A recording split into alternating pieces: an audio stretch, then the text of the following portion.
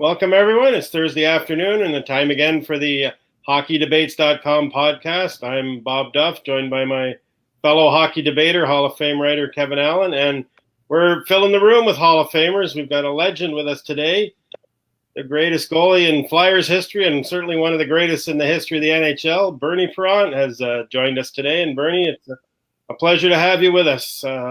Welcome aboard. My pleasure. Good afternoon, guys. Good afternoon.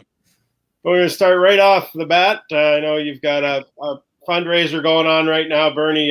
Bernie's bandanas. It's kind of appropriate that, in this age where everyone's being asked to wear a mask, that the guy who saved more than anybody in Philadelphia is still saving people in Philadelphia and around the country and in other countries. I see Bernie's bandanas, they're called, and they're masks you can wear. And not only are they masks you can wear, but they feature Bernie's iconic mask on the front of them, so you can protect yourself and do it by wearing the legacy of a Hall of Famer. They seem to be moving pretty quickly, Bernie. You finding them to be popular? Well, yeah, but it's a good cause. It's for also all the money raised goes to Snyder Hockey.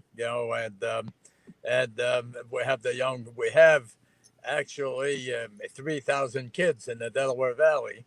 And, we equip them with some hockey equipment and the whole bit. And also, we stay with them when it's time to go to high school, college, and the whole bit. And we help those kids to move forward financially. So it's very, very important and also very rewarding.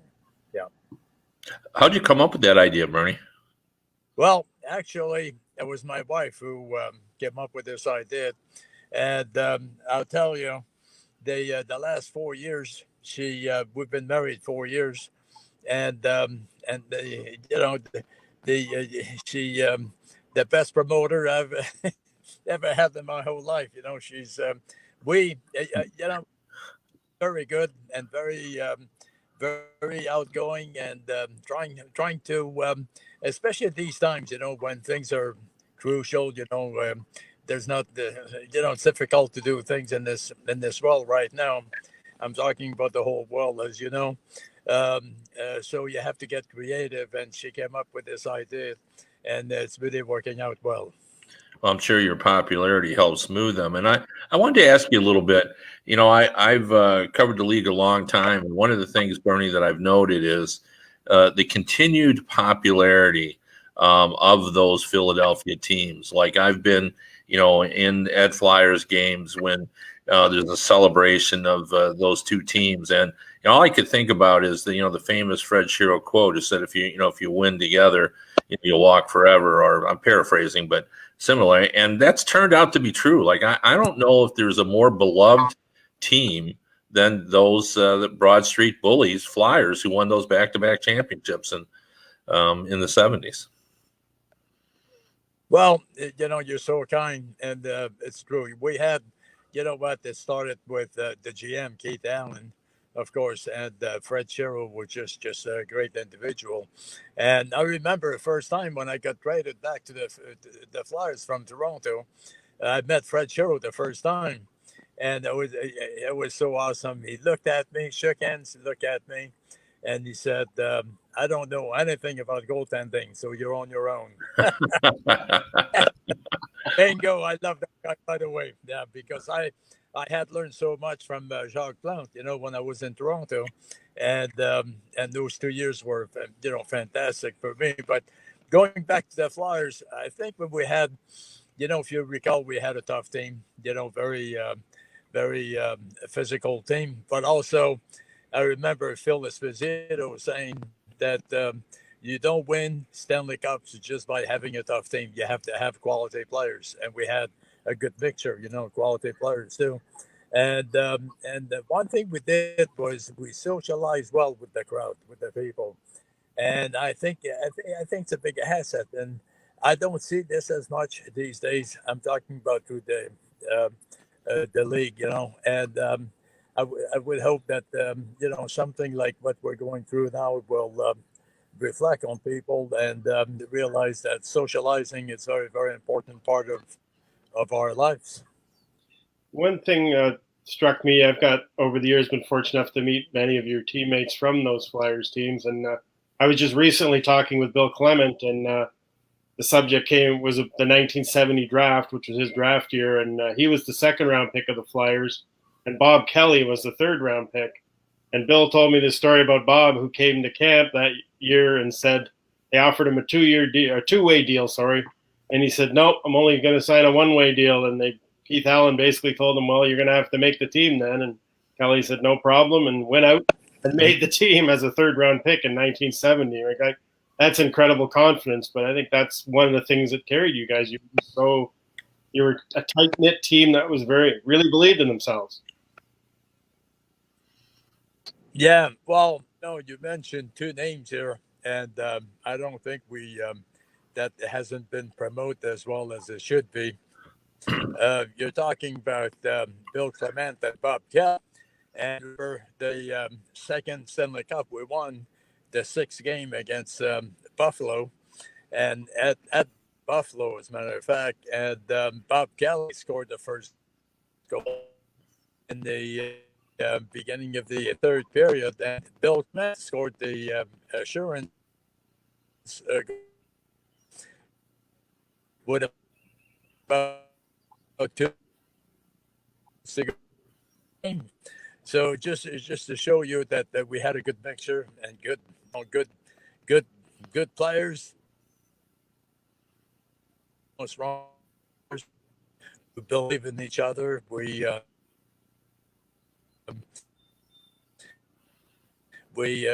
always share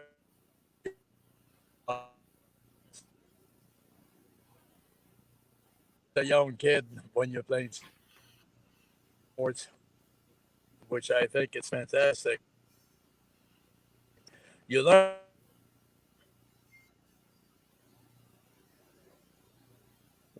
that you want the championship. In sports, you have to be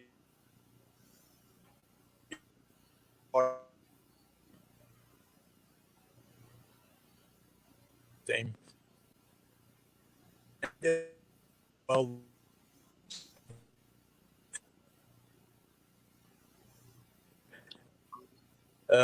either way, you with the attitude that you have to be.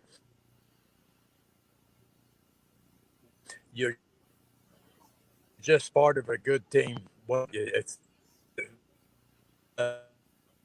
you work.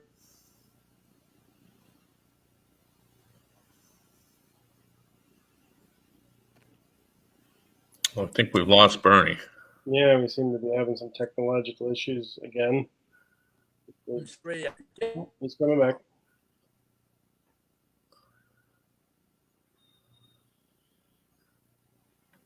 Bernie, can you hear us?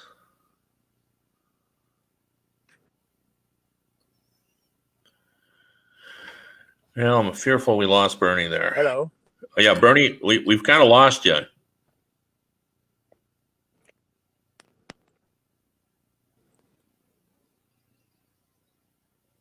If you can hear us, can you try logging in again?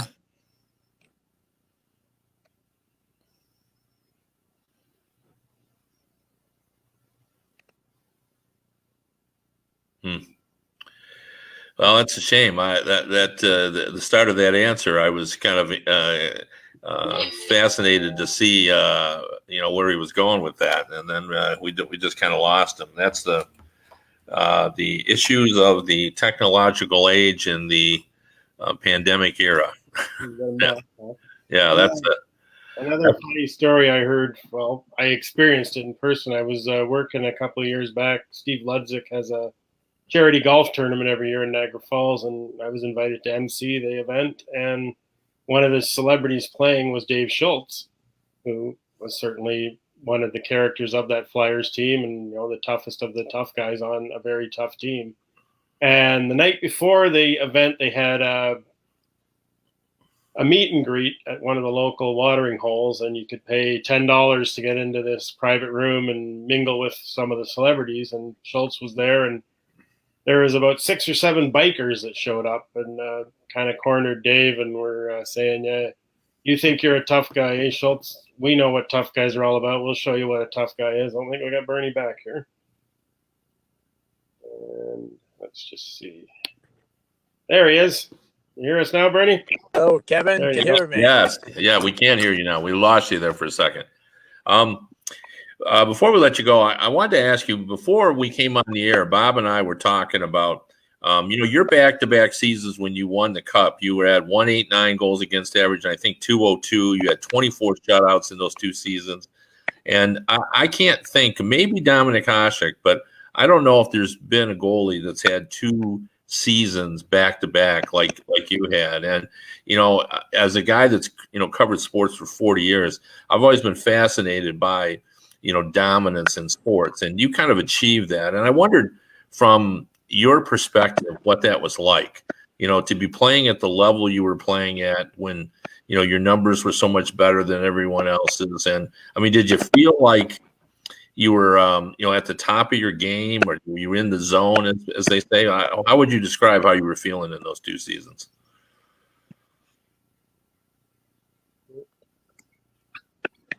Well, you're talking from, I couldn't hear too well, the question, but I think I heard the Plount in the 2 seasons in Philly. And could you hear? Can Yes, you hear yes. me? Yeah, we got you now. Yeah. Yeah. Okay. And what changed my? We lost him again.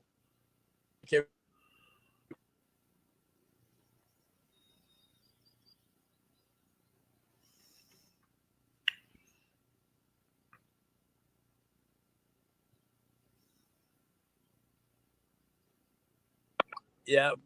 What changed my career was spent. There's no shot cloud.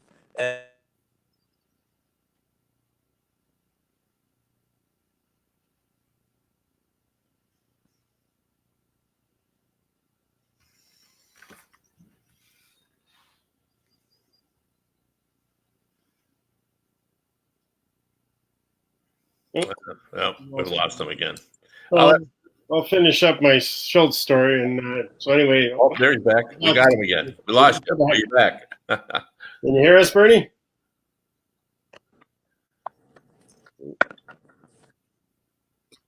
I'm moving closer to my phone. We can hear you now, Bernie. I don't know. That's Can great. you hear me better? Right. You were just talking about, what kind of brought your career to the point in those 2 seasons when you were so dominant.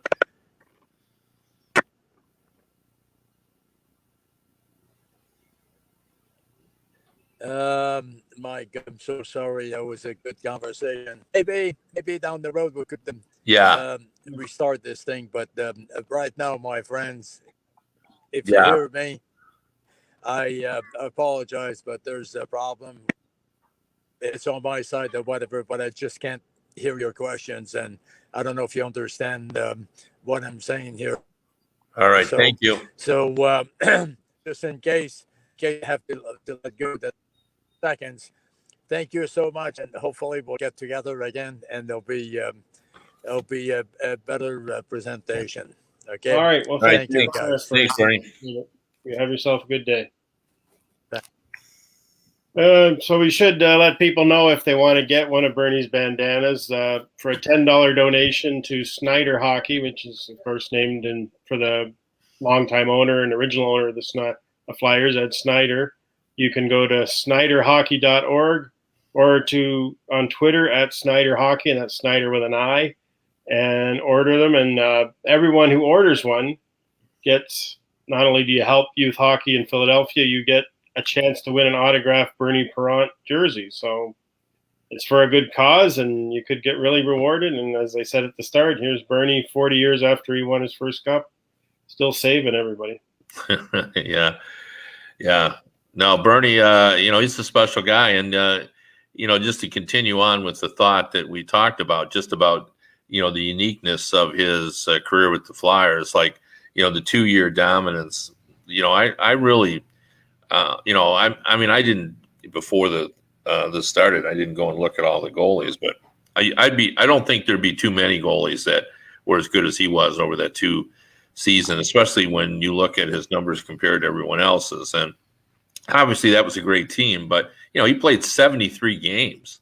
I think in the first of the 2 seasons, and to have a goals against average under 2, and to play at that level, I mean, that's just really remarkable. I think we were all fortunate, people my age, to see him play during that era. And it was interesting because that team, even though it is so beloved in Philadelphia, we all know was hated around the National Hockey League.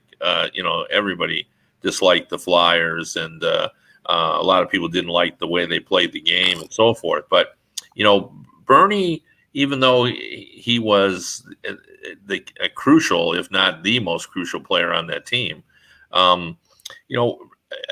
doesn't bear the brunt of the criticism, doesn't bear any criticism that I've ever heard. Like, people don't say, well, Bernie and the Broad Street Bullies, like, he's sort of removed from that, which is really, really remarkable, because he's such a kind man. And, you could just tell he was, even though he was having all sorts of problems with the technology today, he was still trying to hang in there and finish the interview. And, it's just too bad we just didn't have him on a day when everything was working for us. Yeah. And as I was saying, you talk about, how they were hated by everybody else. That same, to finish my Dave Schultz story, as I said, there were a bunch of bikers who came in and said they would show Schultz what a tough guy is, and they kind of had him off in a corner. And he got away from them for a moment, and I went over and I said, Dave, you want me to get the manager or something? And he looked at me and he just kind of smirked and said, relax, Duffer, there's only 7 of them. I can take them. And it turned out they were just messing with him, and the bunch of them had a great time as it went on. But you talk about the hatred there. Being in Ontario, of course, for that function, awful lot of Leaf fans at that function, and they remembered those mid-'70s Flyers-Leafs playoff series, which got pretty ugly on the ice. And a lot of these Leaf fans, here it was, 2018, and they still were holding a grudge over what happened in 1976, and they're just saying, geez, that Schultz, I can't stand that guy. Like, lighten up. It's been 40 years. It's over. It's done with. Yeah, what's interesting about Schultz in that era too, today in the modern fighters, when you think of Bob Probert, and I just did a book with Stu Grimson, so I'm talking about him, but they were monstrous sized men. They were, Proby was 230 pounds, and, Grimson is 6'6", and George LaRocque was a huge man, and Donald Brashear, and, a lot of the heavyweights from that era were giant. And Schultz was feared as a fighter. And we'd have to look him up, but I think he was like 5'11", 185. Like, he wasn't very big. Now, obviously, players were smaller then. But he was not a giant man. Like, he was intimidating because he was a tenacious battler and fighter. But it wasn't like his size, scared anybody. Like, he was just a normal-sized man who was an exhaustive NHL enforcer. And when you talk about, people always debate what's the most unbreakable record in sports, and if you look at hockey, you can certainly Glenn Hall's 502 consecutive games in goal is never going to be touched. But I also think no one's ever going to touch Dave Schultz's 472 penalty minutes in a single season. Now if a guy gets 200 minutes, it's considered a wow, look at that, the guy got 200 minutes, but they're 472 minutes. I've always thought, they have the Gordie Howe hat trick is a goal, assist, and a fight in the same game. I think they should call a major misconduct and a game misconduct in the same game as Dave Schultz hat trick. Yeah, that makes sense. Yeah, I'm looking him up right now. He's taller than I remembered him. He says here he was 6'1", which probably means he was 6 foot. Yeah. But he was 185 pounds. Yeah. So, he wasn't a giant guy. but boy, he could fight, and they just had so many of them. I thought the scariest guy on that team was Battleship Kelly. What I remembered, because he had no quit in him. Um, like it was like he was in a street brawl when he fought. Like he was fighting for his life. That's what I always struck me when you watch him fight. Like he just, he wasn't going to end the fight until he had hurt you. That's how it always seemed when we fought. It's probably not true, but that was the perception he had when I watched him play. And they just seemed like no matter which line they put over the boards, there was someone you had to be aware of. Like there was no real time where you could take a break and say, okay, nobody's going to kill me on this shift, because every shift no, absolutely. And plus, they were just so talented too. I mean, they had, Barber could fly down the wing and let that big shot go. And, Bobby Clark was an elite level player, and he was just dirty as can be. And I say that, in a respectful manner, just like Gordie Howe was a dirty player as well, a mean player. That's how Bobby Clark was. And, they just, every line, they had players who were better than your players. And plus they had the toughness, and their defense has always been underrated, in my opinion. They had guys that really knew how to play good defensive hockey. So, that team, I'm surprised actually they didn't win more. They were just so intimidating. It was when the NHL did the 100 greatest players for their 100th anniversary. I was asked to do the story on Borje Salming, and as it turned out, Salming's second game in the NHL after coming over from Sweden was at the Spectrum against the Flyers, and the Flyers decided to welcome him to the NHL in their own unique fashion. And I asked him about his memories of that game, and he said, well, I knew coming over here it was a different game, and every NHL team had one or two guys that were crazy. He said, I didn't know there was a team where every guy was crazy. Yeah, I like that.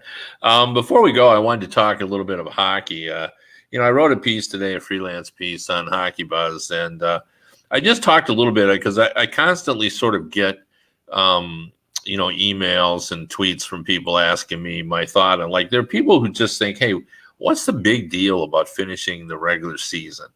And, why don't we just go to the playoffs? Just do what people were suggesting. Just figure out your points per games played and pick your 16 teams. And, let's move on with this, and don't fool around. Don't bring the Kings and the Red Wings back to, play games. They don't need to be involved in this, and the teams at the bottom. Let's just get the teams that are in the playoffs, and let's rock and roll. And the answer to that is I tried to write a column today. I talked to John Chaika, and I think if you look at the bubble teams that aren't in the playoffs right now, and if you're looking at teams that that don't get in just based on points, not looking at the points per games played, these are teams, all of whom have done something to, in my mind, earn the right to get their fair shot. And I'm talking about the Coyotes, who were in first place in the Pacific Division for 23 days and then lost both their goalies. The Minnesota Wild, they were 7-3 in their last 10 and were coming hard on the rail when the season went down. The Vancouver Canucks, we've been waiting for them to collapse the entire season, and they just haven't done it. They've hung around the playoffs. They were in the playoffs for a while, but they played much better than anyone, anticipated. And the New York Rangers, you look at the Rangers, goal differential and, just the style in which they play. They play like they expect to win, even though they've got a lot of younger players. There's almost a cockiness to them. The Florida Panthers, despite the fact they've been disappointing in terms of what I think they expected to do with Bobrovsky, they're right there as well. So, my point of the story is that, there is sort of a fairness to this idea that it just wouldn't be right if we just moved ahead with the playoffs without, giving everybody a chance to make the playoffs. That the the bubble teams in the NHL are pretty good teams, and I think it's that they're doing the right thing here.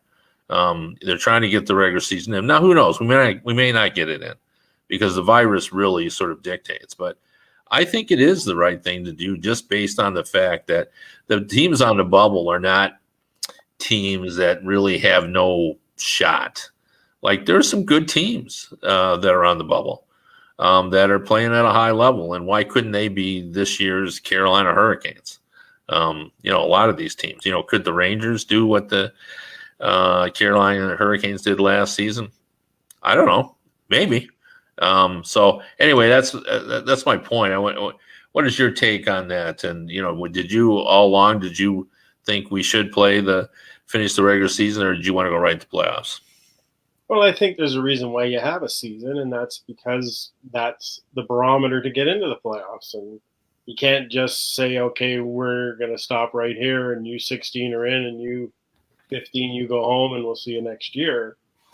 I think if they are going to do that format, they've got to change the playoffs, and they got to give all these bubble teams some kind of play-in tournament to at least give them a shot to get in. Because, as you say, they're not far out of it, and a lot of them could get in if they finish the season, or even if one of them gets in, they deserve their chance to get in. And even teams like Montreal's got almost no shot, but still they mathematically have a chance. And we've seen some crazy things over the years where teams go on a wild winning streak at the end of the season. Or the first year the Caps got in the Ovechkin era, they made a crazy run to get into the playoffs right at the end. And it can happen. It doesn't happen every year. It doesn't happen all that often, but it does happen. So you can't rule it out.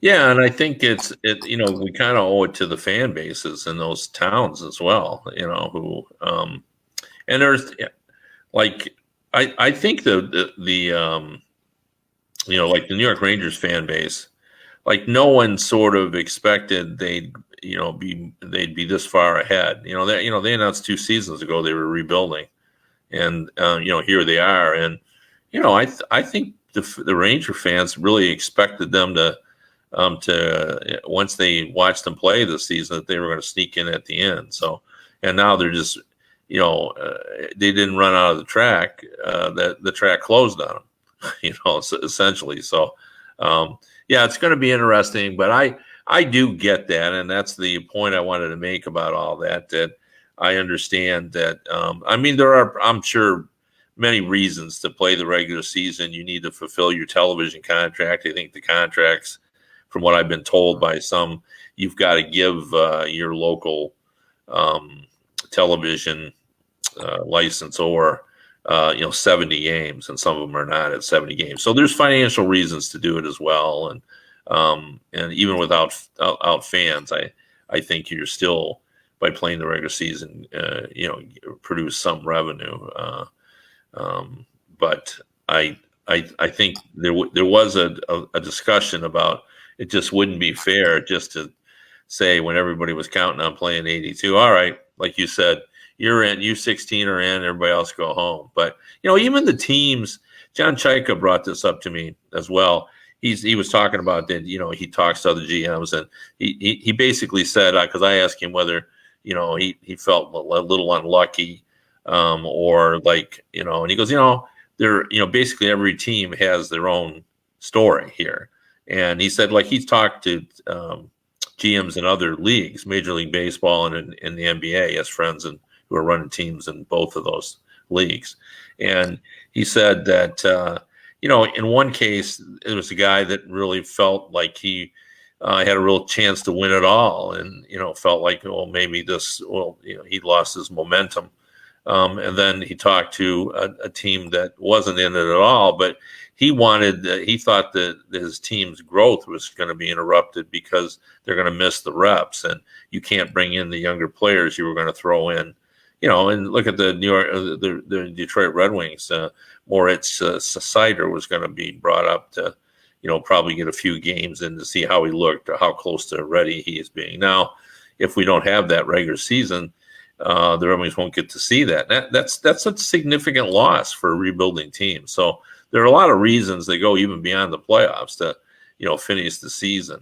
And in some cases, players are trying to reach milestones in order to get bonuses as well. And in the case of the Calgary Flames and Edmonton Oilers, there's a draft pick at stake depending on how many goals Lucic gets or James Neal. I can't remember now. I've lost track of that. Do you remember what that deal was? But so there are a lot of reasons to continue the regular season.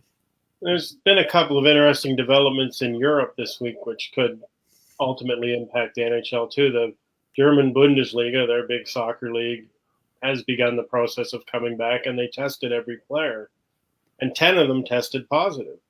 And yet they've said they're going ahead. May 15th was the line they drew in the sand to get going again, and they're going on May 15th, even though they've got these 10 positive cases. And to make matters worse, we talked about would the players behave? Well, there was a video that got out of one of the players goofing around and messing with a guy's test while he was getting tested. And, that's not, you don't want to do that. You don't want to be videotaping yourself doing it and then put it on your social media. It's outraged people that have. And then the other issue, the English Premier League, also they're aiming for June to come back. They've decided that obviously there's going to be no fans. The shirt swapping that's fairly common in soccer has been forbidden. And also spitting you'll be hit with a foul if you spit, if you're caught spitting. I don't know who the spit police are going to be, but it's going to be a foul now if you spit during the match. And they will not allow any goal celebration. So no hugging, no dancing, none of that stuff, which I guess when there's no fans anyway, what's the point? But so they're going to have to actually act like they've scored a goal before. Yeah, it's going to be interesting in hockey. What happened? What happens to the goalie mask tap at the end of the game? Has that gone by the wayside now? Does the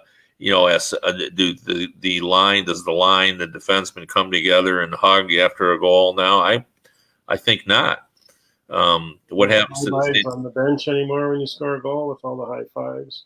Yeah. I don't know how that all is gonna, that's gonna all have to be sorted out. But based on, I'm assuming they'll quarantine all the positive testing or players that tested positive. But you could see, if a guy's driving down the pitch and he's got the ball on his foot and he screams at a defender, "I tested positive last night," and does that clear a path to the goal for him? So I don't know. I don't want to make light of it because this is very serious stuff, and I'm not one of those. He might be the trainer now because he's the one that's going to have to go out and be physically, and he can't social distance and do his job. So No, that's right. These are just very unusual, crazy times because we simply don't know what the right answer is. And I know everybody's trying, and I look at Gary Bettman and Donald Fear and Bill Daly, and I'm sure the Players Committee, and I'm absolutely confident that they want to do what's best for everyone involved, but nobody knows what that is. And so we're all just sort of guessing, and there's no right answer. That's for sure. Anyway, we've run out of time. We have. I was just about to say the same thing. Another Hockey Debates podcast in the books. Thanks for joining us. I'm Bob Duff. He's Kevin Allen. Our special guest was Hall of Famer Bernie Perrant. And we'll be back with you with another special guest this Monday, and look forward to seeing you again. Goodbye, everybody.